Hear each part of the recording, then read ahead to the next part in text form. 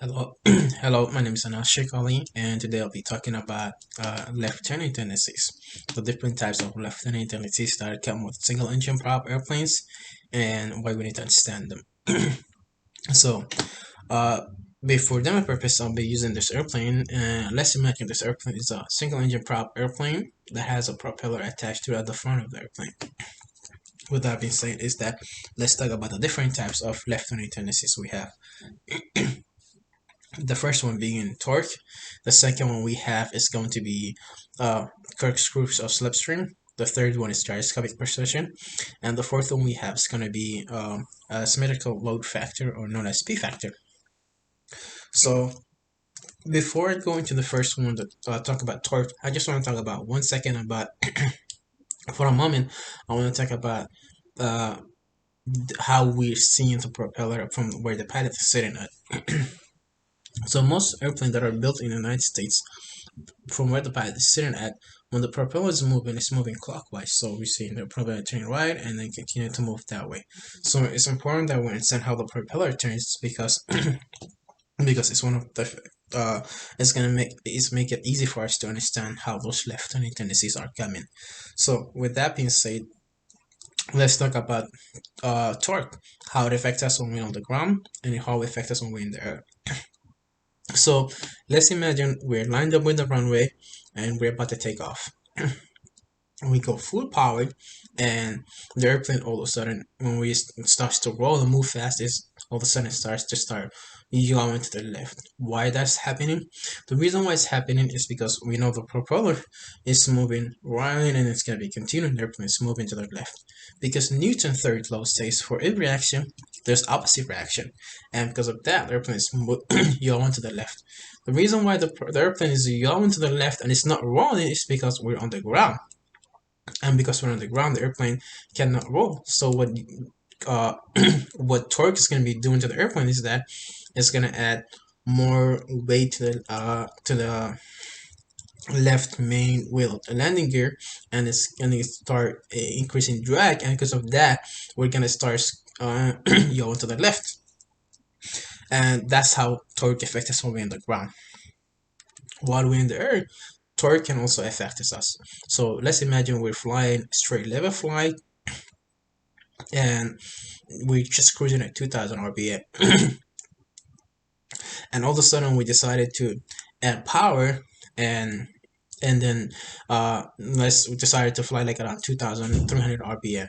Because we add that power, now torque is gonna be, because how propose rotate right, more torque is active right now, it's gonna be making us a little bit roll to the left because of the torque that I have right now.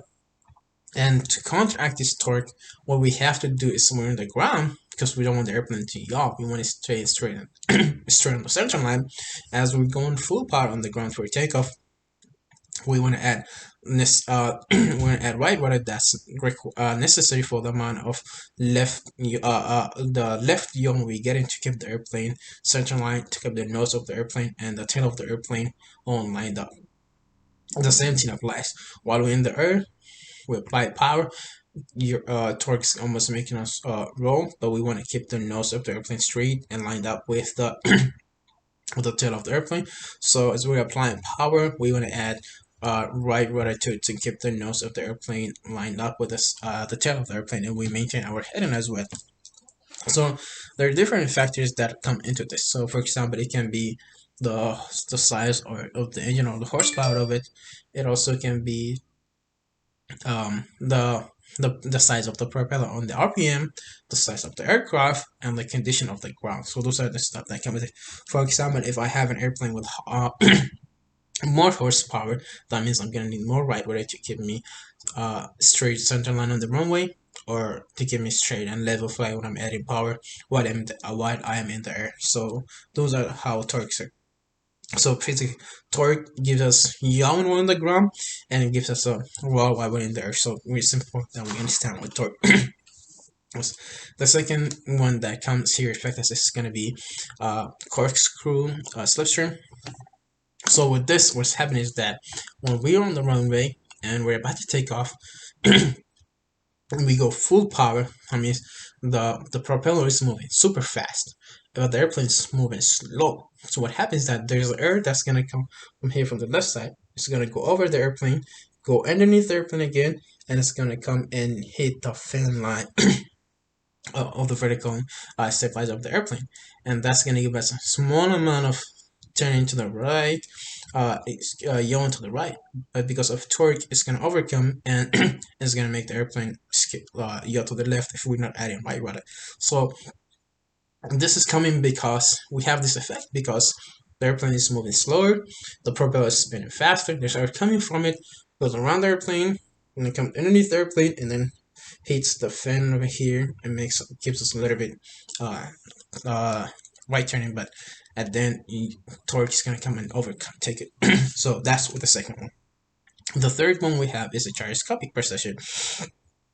So with gyroscopic precision is that this effect is gonna only apply for us for but when it comes to the pitch change it pit attitude change it here. So for instance, if we have a disc that's spinning and we apply pressure on one side of that pressure is going to be feeling 90 degrees ahead of where it was applied. So let's imagine that disc as being that as our propeller, because the propeller is like a disc spinning faster.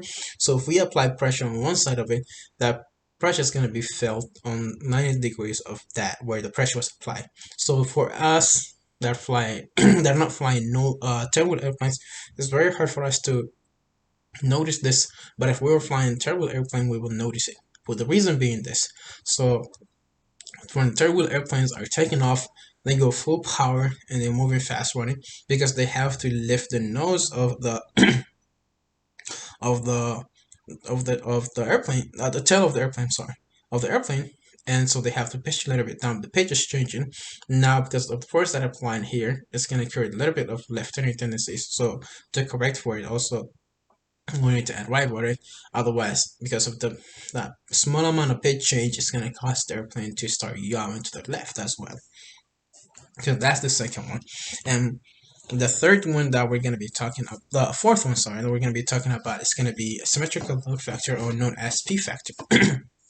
With P factor is that P factor comes to play into when the angle of attack of the airplane changes. The angle of attack is the angle between the George line and the relative wind. So that's when that angle of attack is changing.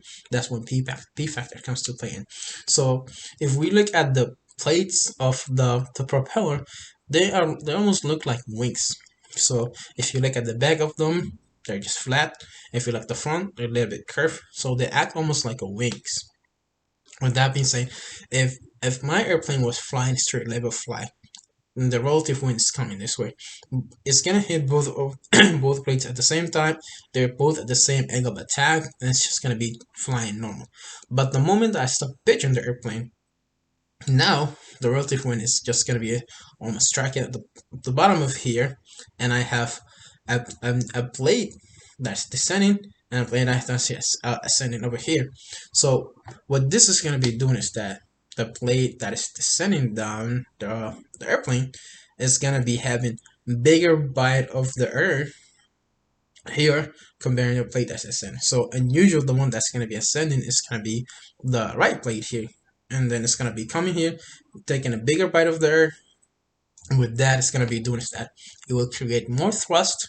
It will also also have a higher angle of attack. So because of this, how also as we talk about the propeller is moving clockwise to right, there is gonna be causing the airplane to start yawing to the left as well. So we have to remember when we pitch in the airplane, we have to add necessary amount of right rudder to keep the nose straight level, especially otherwise we will move away from the heading that we want to fly, and especially it comes to play in when we're taking off. As we take off, if we don't keep that right rudder, we're gonna start drifting from the runway, and if we're flying into parallel runway, runways, it can be dangerous. And when we're in straight level flight, if we pitch and if we don't keep that right, we don't add right rudder to make sure the nose is straight lined up with the tail of the airplane, we can start drifting away from where we're headed. So this is me just going a little bit basic into those for left-handed tendencies. And thank you so much for listening to my video.